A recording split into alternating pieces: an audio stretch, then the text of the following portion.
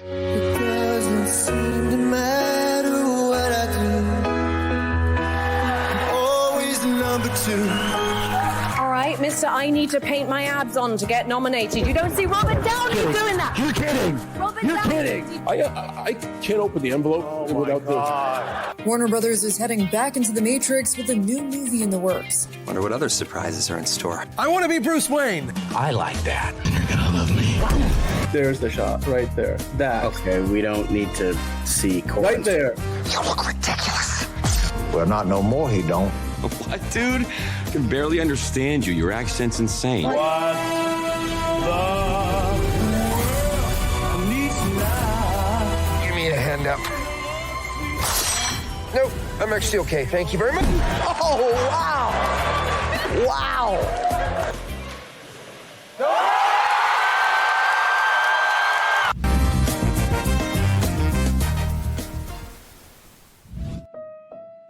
All right. Well, I have managed to calm myself down in that intermission there. So for now, you know, it's like it's triggering, man. It's so triggering. But anyway, before I go down that rabbit hole, let's go down a different rabbit hole that a lot of the audiences all around the world apparently did, because they thought that Mufasa is a better movie than Sonic the Hedgehog 3. Not true. Not true. Well, I mean, hey, people vote with their dollars or pounds or euros or whatever, you know, whichever currency they have. All right. But yeah, I'm irresponsible with my money too. So what? We should have nuked France when we had the chance. Fuck them. It looks like I'm not the only one who's gonna get canceled on today's show. But hey, Mufasa ruled the post-Christmas box office. Yeah, as you surprising see in Variety. no one. Whatever. I mean, Nosferatu made a good amount, and we will talk about Nosferatu a little bit later. But here's another article in Deadline which kind of goes into a bit more detail. What the heck? Hide all those articles. John, you mentioned this before we started the show. It's like the international, running total for The Lion King. Yes. I think is outgrossing the entire total of Sonic the Hedgehog, right? Yeah, because apparently Europeans don't know good movies anymore. So like, it's like, bro, like Europe has like made some of like the greatest films of all time. Hell, even Asia, even Australia. But yeah, they're giving all their money to fucking Mufasa. Guys, what happened? Did your balls drop off in the last year? See, I know a lot of Lin-Manuel fans. Why you have these get-togethers, these little or whatever he said it was during the middle of the day. Thank you, Caleb. Exactly. But I mean, okay, Liz, I want to get your reaction on this. Are you surprised that Mufasa like made such a comeback after the opening? Because in the opening weekend, Sonic dominated, and now Mufasa is sort of like getting the upper hand. No, unfortunately, no, because it's school break, it's winter break, it's holiday break. Parents are bringing their kids, and it's got the as long as it has the Disney label ahead of it, people are going to go. They see a movie like Sonic and they're like, it's kind of violent. They're fighting. There's weapons. There's lasers. Why don't we just do this? It's a wholesome movie. It's for, for the moms, and not to so shit wholesome. on the feminine, not to shit on women, but it's for men and women. So it's for the little girls and the little boys, whatever the fuck. Fucking Sonic is so goddamn good. It's not fair. But whatever. It's because fair. It's Disney, and Disney will, as long as Disney keeps releasing films around the holidays, they're going to continue to rake in the money. That's just how it goes. But again, I implore you, parents, save your hard-earned dollars. Watch the fucker on streaming. It'll be available like in a week, probably on streaming. Watch it then. Please go take your children to see Sonic 3. Not according to Liz. So wonderful. What?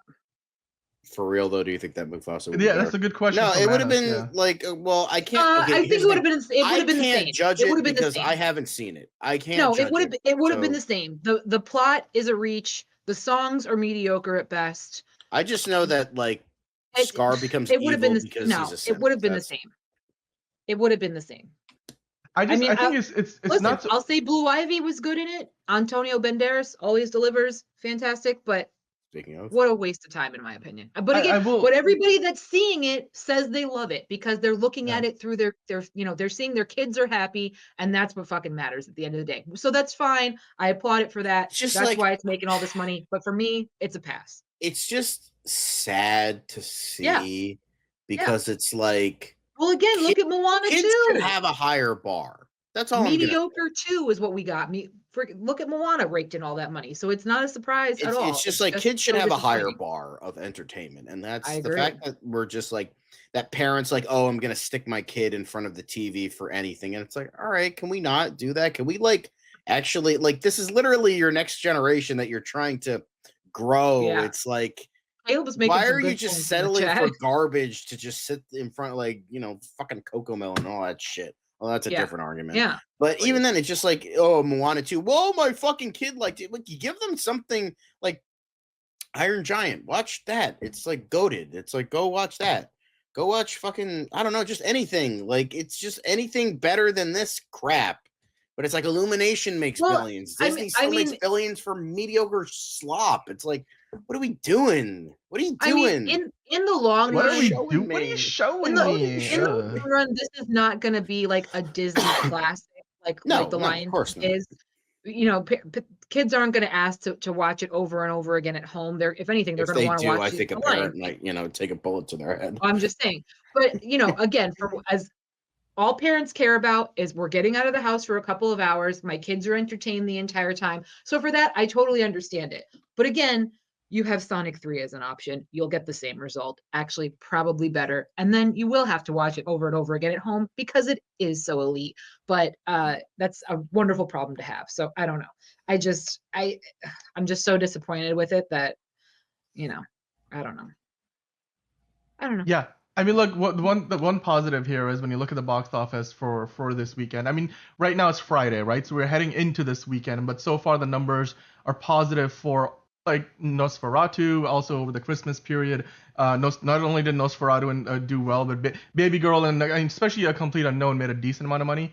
So we know that the Christmas time is a time of the year where there's lots of money to go around and plenty of movies, you know, come out in that period because of that. So right now we're smack dab in the middle of the holiday season, and it seems like even though Mufasa is making a lot of money and Sonic the Hedgehog obviously is as well, there's still plenty of room for those other smaller movies, and you know, maybe not in the star power sense, but you know, it's a budget sense, and like, you know, they're not these big tentpoles with A Complete Unknown, Baby Girl, and Nosferatu. They're still making money, so I think that's still a positive. But hey, yeah, it is definitely. If you're looking for something that I mean, look, they did tread some new ground, so I can't really say that Mufasa is a total, like, because it's not like doing what the CGI one from a few years ago did, which was a shot-for-shot remake. So it's not, you know, there's some creativity, but obviously we reviewed it last week. You guys can go check that out. It's not. But again, it might as well have been a shot-for-shot because they so obviously kept referring back to The Lion King, like it was gonna surprise anybody. We're talking about this is a pre, you know what I mean? Like, of course there's going to be a thing with Pride Rock. Of course there's going to be how Scar gets his scar. Like, that's all very obvious shit, but they went for like, they totally went like it was like in your fucking face, shoved down your throat, as if we didn't know that was coming up later on in the Lion King. So please, tell me you're a cash grab without telling me you're a cash grab. Oh my God. Yeah. Well, Disney is in the business of making money, or at least according to, you know, which maybe a Captain Obvious kind of a statement, but that's something that there's one of the consultants on this Pixar show. We talked about this, I think, was it a week ago, 2 weeks ago? Briefly, so we didn't get canceled. So, you know. But there's an Inside Out spinoff on Disney Plus, and so it's a TV series, and you know, they didn't decide to turn it into another movie like they did with Moana 2, but it's a series with mixed results. I mean, hey, Moana 2 is making what, $600 million, so the decision worked out. But Inside Out 2, of course, came out this year. The spinoff is on Disney Plus. We talked about it last time. The story was that there was a trans storyline, you know, in the show, and essentially Disney sort of just chopped it out of the show. Like they changed the character to be, you know, cisgender instead of being trans. And then today we're hearing from essentially one of the consultants on the episode and what they had to say about it, because the actress Chanel Stewart, who voiced that character, who was meant to be trans, they basically, you know, it's like they changed the identities of the character to being cisgender, which it becomes problematic in the sense that, hey, you hired somebody to do the work, you obviously put in a lot of time and effort and, you know, creative energy and just, you know, a lot of creative capital, let's call it, into the show. It just feels like, you know, the decision was obvious. We get it. We talked about it last time. The idea that Disney is in the business of making money, and if they feel like it's gonna harm, you know, their ability to have the series be a success because of that one thing, they will like make that. That's what drove their decision. But I want to read this quick comment here from Sarah Litigich, if I'm pronouncing that correctly. She's a former Pixar assistant editor who consulted on the episode, the particular episode of the show we're talking about. She told The Hollywood Reporter, saying, "It hardly surprised me, but it devastated me. For a long time, Disney has not been in the business of making great content. They have been in the business of making great profits. Even as far back as 2 years ago, when I was at Pixar, we had a meeting with then CEO Bob Chapek. Of course, he got fired not too long after, because he sucked at his job. And they were clear with us that they see animation as a conservative medium. So, I mean, I feel like, you know, given that that this is happening even today, that, and, you know, a whole episode of Win or Lose, you see that entire trans storyline taken out, and then obviously, if you are Chanel, like, who voiced that character, you can imagine like how it makes, if you were in that position, it's almost as if they told you like, hey, we don't really want to, you know, talk about, you know, your identity. We don't want to, like, the lack of, this is the thing where, John, you mentioned it last time, like, the problem here is obviously with the fact that they took the whole storyline out and, you know, changed and like what this character is about in the episode itself. But what's also problematic is like, why put it in there in the first place? Like, Right. there should, to then have it be taken out, and then that becomes like, it's just all around bad PR. But at the same, but Very obviously, terrible PR. like, at No, its core, it's the wrong decision. But if the Disney higher ups were gonna frown upon this anyway, then, you know, there should have been more better guidance up front, or they should have said, okay, well, you can't do that, but you can do this, and then that way you wouldn't have that. What they're doing is they're picking their battles based on the current political climate. That's 100% what they're doing. Because later on in the article, they also talk about how there was another project that was focusing very much on environmental issues. And they said, that's not going to play well either. People are getting sick and tired of talking about climate change. Now, however, if you remember from my first review of Mufasa, I said there was a speech at the end that was so fucking woke, again, trying to shove shit down your throat. That's because we are a divided country right now. We're divided around the world, quite frankly. And the speech that Mufasa has at the end was all about togetherness, how nothing can survive if we don't rely on one another, if we don't reach out to each other and help each other. And, you know, we're all a pride, we're all one pride. And the whole time I am like gagging on how badly they're shoving this fucking message down our throats. But again, it's based on what's going on in the world. So right now, parents don't want to talk about, don't want their kids to have to talk about trans issues just yet. They don't want to have to focus on climate change and how horrible we are every time we go to McDonald's and we're not using reusable plastic, you know, whatever the shit. So that's what it is. If people were more leaning towards that stuff, and if the politicians gave a shit, we would start having these storylines again if they were deemed acceptable. But as of right now, none of that is. So that's what they're doing. It's a cash grab at the end of the day, but they're hedging their bets. Yes, it would be a nice idea, but you know what? Politically, not the time. Maybe 10 years from now, maybe 5 years ago, but right now, it's not going to play. No, but here's the thing. I mean, look, figure drawing, like asking a couple of questions, like how it's is not that that it's woke, but again, like, the way they presented it is the problem. It was so spoon feeding to the audience. Yes, it was. It was so obvious that this was the big, broad, giant message. Listen, I'm as liberal as they freaking come. Okay, like you don't have to. Like, I would be fine with a trans storyline in a kids show. Whatever. But again, sitting there in the theater, I was like, well, this is propaganda. What the fuck? Like, there's a time and a place for these messages. And they can't seem to figure out their balance. That's the problem. Sorry. Yeah. No, you're fine. Please. What I did want to say in regards to that was exactly what I said before. It's like, it just seems like, and as I was saying, and Liz kind of put it more eloquently, I'm going to say it more bluntly. I think what they're trying to do is like cater to the people that, and because I was saying, like, I said this last week, I'm like, why say this at all? because they're trying to get a certain audience back, because all the people that are not all of them, but a lot of people that are complaining about Disney are more right-leaning, and so they think that if they say this stuff, they're going to get that audience back, when they're smarter than that, and they're like, okay, just because you take out this one thing, it's like, okay, cool, that's great. You've also like destroyed every franchise I've loved. I'm not going to come back to this company that I hate now because you remove this one storyline or two storylines that I don't know what the climate change thing was, but at this point, I think they're hoping that the press happening. is gonna draw people to the show just to say, oh well, we wanted to see what they were gonna do, we wanted to see how they were gonna handle it, we wanted to see. I how guess they were that's gonna also pivot. like, but no one knew what they were going for in the first place anyway, so it's all kind of goofy to me. Right. I agree with a lot of what you guys are saying. What I'll just add to that is, look, here's the thing.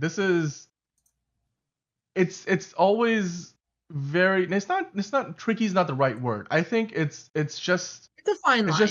It's not even a fun. No, I think what I'm trying to get at is, it's just a game that it's just, you're asking for trouble. Okay, let's put it this way. You're asking for trouble, Disney, if you're gonna try to play to the political climate of the moment.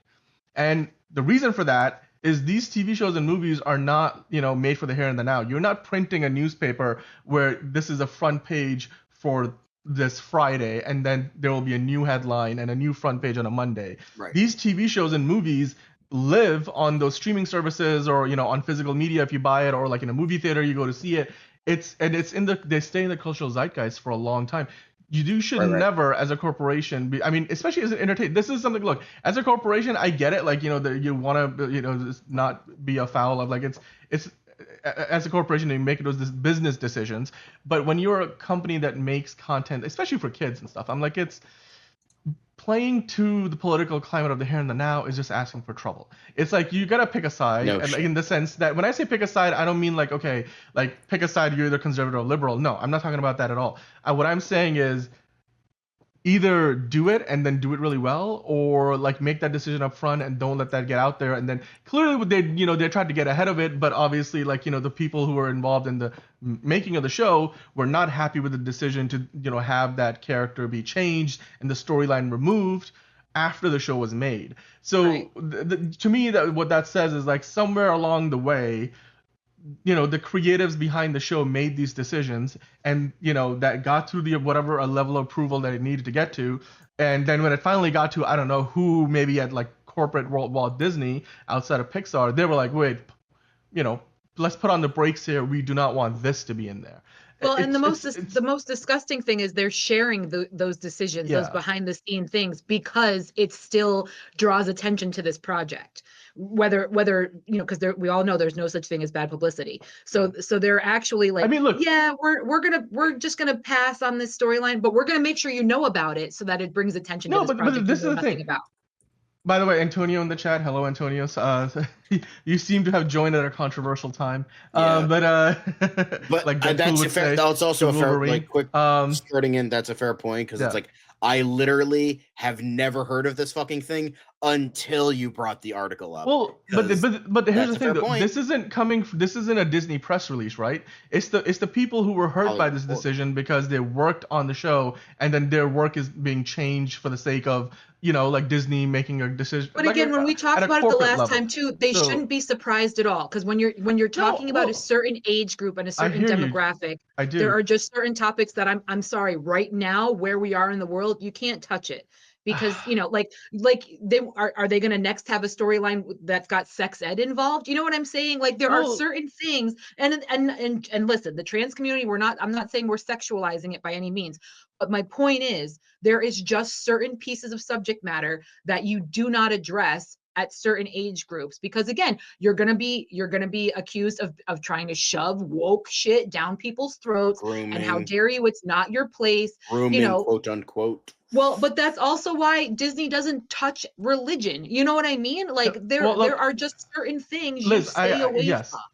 I agree with a lot of what you're saying. What I will say to that, to add to it, is essentially like what figure drawing's saying. I think they should have figured this out in the early, pre-production. Completely And made those agree. decisions there and made sure that this was like good to go and this wasn't gonna get changed. Because now ex Pixar staffer, talking about this has everything to do with the idea that they're obviously not happy with what happened. But and maybe the intent, like obviously they're expressing their displeasure with what happened, and as they should, because you Right. feel really bad for not only the voice actor Right. but also just the fact that again it's like their representation is being taken away. But if this was something that was addressed early in pre-production, this wouldn't be an issue. But completely I will agree. say on principle, though, I think you guys will all agree there's nothing wrong with having like trans representation.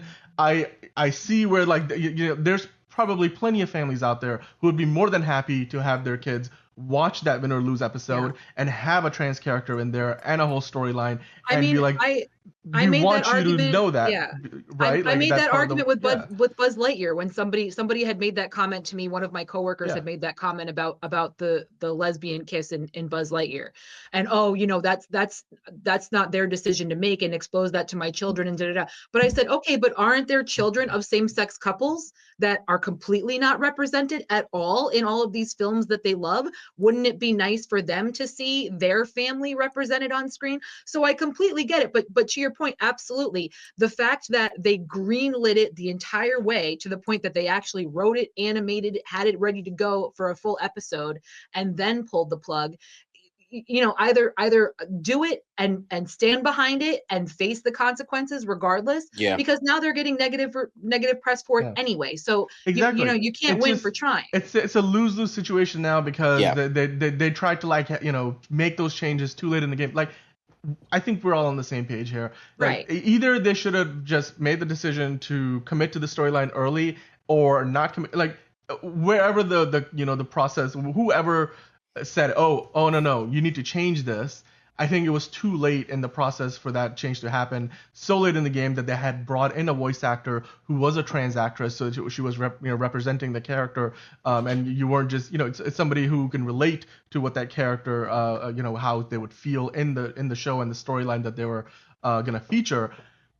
You'd make all those decisions ahead of time because then you would have hired a different voice actor potentially, right? And then the storyline wouldn't be like, it's just like you said, like it's not to do with the principle of having representation and not having that trans representation. It's the idea of you put it in, then you take it out, and then it becomes a story, because obviously the people who worked on the show are going to be disgruntled about the fact that their work is like any creative. You work on a movie. I mean, David Ayer is still mad about the fact that they took the movie away from him and had a fucking trailer studio.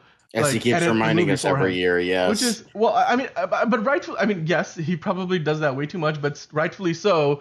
He should be unhappy that his work was taken away from him. I get it that you are working for a company and they own the IP, but it's as a creative, it hurts when it's like you write something, you make a movie, and then somebody goes in and says, oh, we're gonna change this up, then it's no longer something that you worked on. It feels like somebody took that. Right now, having said that, like you said, Liz, there's certain parts of corporate realities that Disney is like, okay, we're gonna try to not go afoul of we're trying to appeal to the widest audience possible. I suppose. Look what happened in Frozen when they cut to the family in the sauna and everybody assumed that there was a gay couple there. Like, you're talking just like figure drawing, to her point. You're talking about literally 1 second and people ran with it. And they were up in arms, and it was, and Disney had to come out and explain, no, you just saw the gentleman because he was so large, but the wife was right there. Like, we shouldn't have to explain who these little side characters are in a 1 second scene, but because people lose their ever-loving minds, and because it's in a children's film, we have to do this, and we have to baby these people, and it's terrible. It's ridiculous. I completely agree. Yeah, I mean, look, Disney is often in this situation, like you said, because they're making entertainment that is targeted primarily at younger audiences. But I personally, in my opinion, this is a story that shouldn't have happened, because they should have either addressed it in pre-production and made a decision, or if they then had a project on their hands where clearly that a trans actor voicing a trans character with the whole storyline in an episode, just stick with it. Just have the balls to follow through on what you committed to. it should make a difference. Yes. Yeah, 100%. Because like you said, the PR nightmare resulting from what's happened is a lot worse than if they had just stuck to their guns and said, okay, we did it, and this is the way it is. This is represent. And if you choose not to watch it, you choose not to watch it. It's not like, and in this particular case, it's not even like a big $150 million animated blockbuster from Pixar. It's a show on Disney Plus, so you could easily just scroll right past it and watch something else if you wanted to. Exactly. Much like if it was a movie, you could just go and watch a different movie. You don't have to watch it if it doesn't click with you. But it's certainly not something. I think sometimes with at corporate levels, companies get a little too, they're like, oh, no, we can't touch this at all.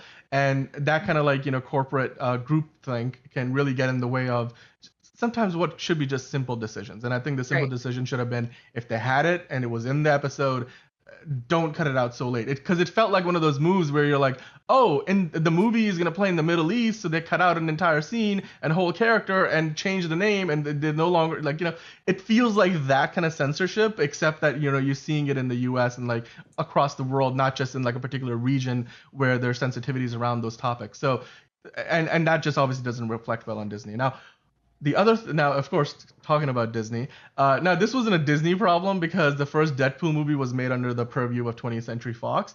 But Tim Miller was recently talking about how he only got paid $225,000 for essentially 2 years' work on the film. And his agent told him, dude, you can make more in a Walking Dead episode. I just want to kind of quickly set the stage, Liz, before you can, have your take on this. By the way, I just realized you're wearing the Redwood shirt. Brilliant choice. I gotta find mine. I won't get into basically Fiona, myself, and Liz, and there was a whole thing. We went out to the West Coast for a wedding. We went to the Redwoods. We got a bunch of cool, merchandise from the store. I gotta find mine, but I just noticed that Liz is wearing hers today. Looks good on you, Liz. Just wanted to quickly compliment you there. But okay, so in here, he's talking about obviously how much he got paid, which John is $225,000, cry me a river, baby. But later on in this article, Liz, he was the reason we got Ugly Sonic. So fuck Tim Miller. Later on in this, Tim Miller, he was talking to Collider. He mentions that I feel like every time I walk down the aisle out there at the floor of CCXP and I see all these Deadpool figurines, I think they wouldn't be here if we hadn't made that film. And I feel uniquely fortunate that I could be a part of it. Then my second thought is, I wish my director deals had a piece of the merchandising so that I could get some of that money from all of that. I'm just going to quickly give my opinion on this first, Liz, and then you can go off on it. He knows I'm loaded. He knows I'm loaded and ready to go. Yes, because okay. Tim, you said in that same interview that this was, because this was your first movie as a director. You were an action director. You were stunt choreographer. That's where you started, and that's why they hired you. But do you remember that Deadpool movie almost didn't happen because the studio, Fox, was like, we don't really care for this movie. And they didn't really support it. It was like how Warner Brothers treated the first Joker movie. They basically didn't even want to fund the whole thing. And Todd Phillips had to convince them so much. It was like that's the battle that, Ryan Reynolds had for the first Deadpool. I feel like the whole reason that Tim Miller even got hired to do this movie as his first movie, as his directorial debut, was because he was, Fox didn't have any high expectations for it. They didn't think this thing was going to work at all. No less make almost $800 million and be probably not only the highest rated R movie at the box office when it came out, but also be so well rated that it just became the best franchise they had of all the X-Men characters at the time. Nobody expected that to happen. So if Tim Miller went in, I bet you Tim Miller at the time was like, oh my God, I'm gonna get to direct a Deadpool movie. This is so amazing. I bet you he was just grateful enough at the time. They negotiated a deal and he got $225,000. That's fair for a movie of that scale at the time. The first Deadpool movie was made on a much smaller budget than most other superhero movies. The second and third movie have had huge raises in their budget. And it's like, what they did with the Joker Folie à Deux, where they doubled the budget for the second movie because they were like, oh my God, this thing could make $1 billion potentially. So, and with that said, if Tim Miller had asked for a percentage or a cut of the merchandising or a back end, points deal so that he could get some money from the profits of the movie itself, Fox executives would probably laughed in his face, and probably did laugh in his face if he did ask that question at the time, because they're like, ha ha ha, you're a first-time director. You haven't actually done this before. We don't think this movie's going to make any money anyway. Why should we give you all of this stuff? Like, he did not have any negotiating power at the time. This movie basically set him up as a director in Hollywood. So it's like, to look back at that, it's like hindsight is 20/20. But I'm like, you go back to when this movie was being made, none of that stuff would have actually, been, a lot. There's no way that the lawyers at Fox, even though they didn't believe in the movie, would have been like, oh yes, you can have a cut of the merchandise for Deadpool. Oh yes, you can get a percentage of the profits from the movie.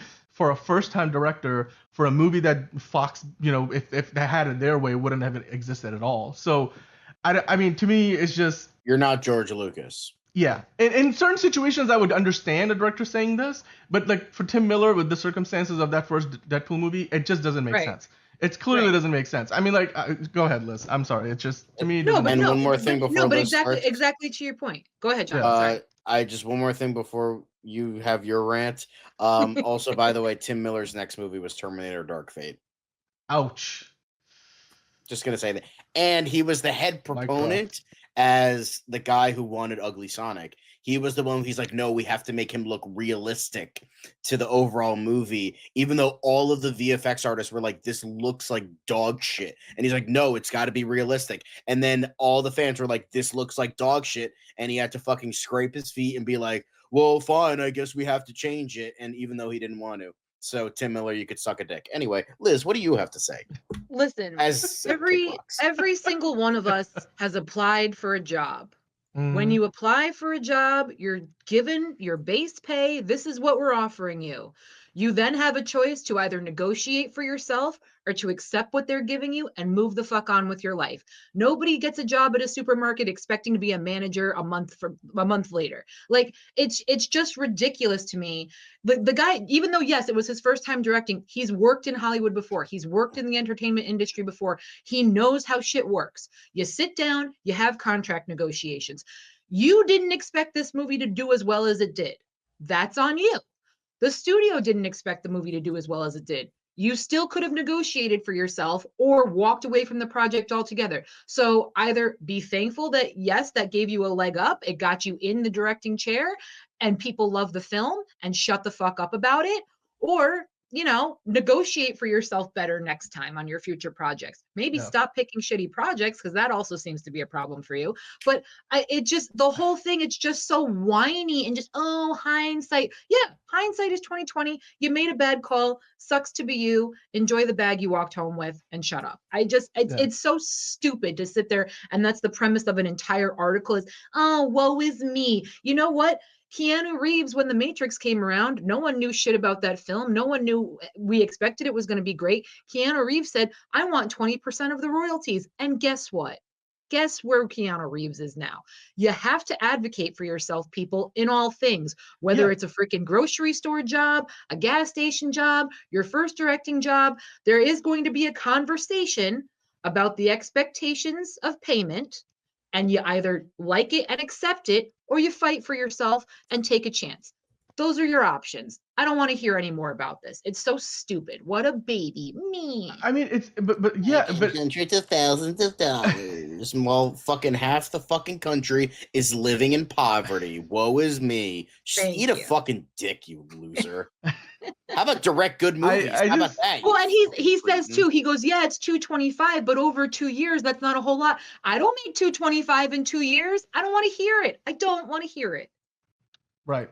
I mean, it's also right. But Liz, even like I mentioned, it's not even a matter of that he should have asked for it. I think if he asked for it, Tim Miller would not have gotten any of those things. But you never know. You missed 100% of the shots you don't take, Dan. I get that. I completely get it. But I'm saying, for all we know, his agent did ask for some of those things. But like Fox probably said no to it because they were like, who are you, Sam fucking Raimi? Like, no. Like, right, but this again, is you your could have first walked away movie. if that was the case. But he said, thank you very much, man. Exactly. Well, that's because he was getting to direct a studio superhero movie at a time when superhero movies were and still are, quite frankly, the biggest genre in the game. So it was the opportunity of a lifetime, and clearly the movie that put him on the map. Because before that, most of us didn't know the name Tim Miller. Yes, he probably was in a bunch of credits for movies as part of the stunt team and a stunt director, second unit director, but like he wasn't somebody who we thought, like we're gonna fan cast the Authority movie. Maybe Tim Miller should direct it. By the way, I'm not saying he should direct the Authority, but I'm saying, like, for example, like, or maybe like, they're gonna make a Gambit movie. Maybe Tim Miller could direct it or something. I don't know. You wouldn't have thought about that. We have all made decisions based on expectations, and sometimes it works out for us, and sometimes it doesn't. You got to lick your wounds and move the fuck on. Yeah. Yep. JB's like, I can make $225,000 last me to retirement. God bless JB. Oh man. Well, I mean, hey, it will take you far if you know how to spend it. But again, I don't make it in 2 years, so he's still better off. So shut up. Yeah. I'm just gonna say this, and he got a chunk of change from being part of another big IP. So shut the fuck up. You worked with Jim Cameron. Eat a dick. I'm just gonna say this, to quote one of the greatest starship captains of all time. You can commit no mistakes and still lose. That's not weakness.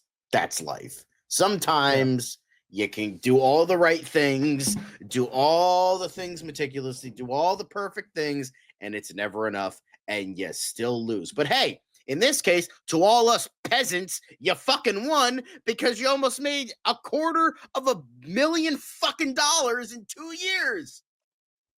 I would fucking suck dick for that amount of money. Are you fucking kidding me? Like, really? You're gonna you managed to like get your directorial debut, work with some baller fucking names. You fucking made a movie. You fucking had a shit ton of fun making it, and you're still whining. It's like, bro, I wish I had $225 so I can make my own fucking movie, but I can't do that. I don't have the fucking money for that. So stop fucking whining, you bitch. Jesus Christ. It's no wonder you haven't directed anything in 5 years outside of a reshoot on fucking Borderlands, another garbage ass movie. So shut the fuck up. Maybe it's your fucking attitude. Maybe that's the reason why Ryan Reynolds didn't want your sorry ass back on Deadpool 2, you fucking loser. How about that?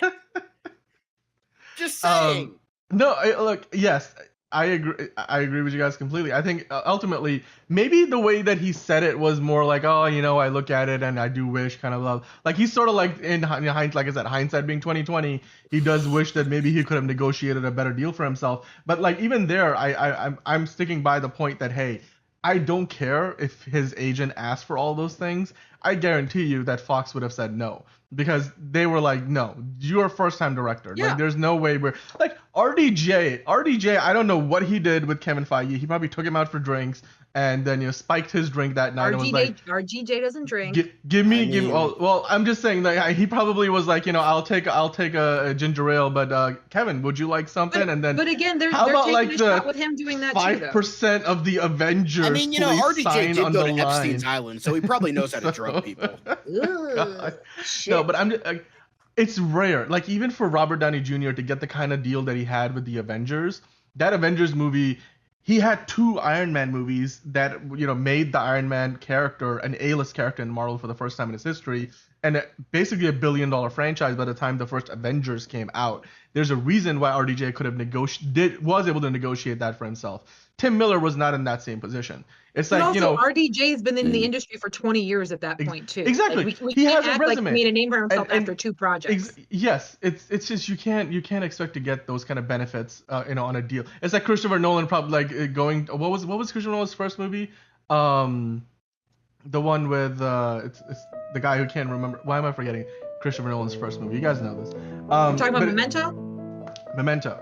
The first big picture. Thank you. So it's like if Christopher Nolan went to Warner Brothers, was like, Memento, can I get a cut of the movie's theatrical profits? And then can I also get a cut of any of the, not that Memento had much, in the merchandising department, but imagine, let's just say Memento was like a superhero movie. Like even somebody like that wouldn't have it because he does not at that time have a resume to back that up. It's all about negotiating. They would have said, well, prove it, maybe we'll think about it in the second movie. And that's what they probably did. And then, you know, he wasn't involved in the second film like John pointed out. So there you go.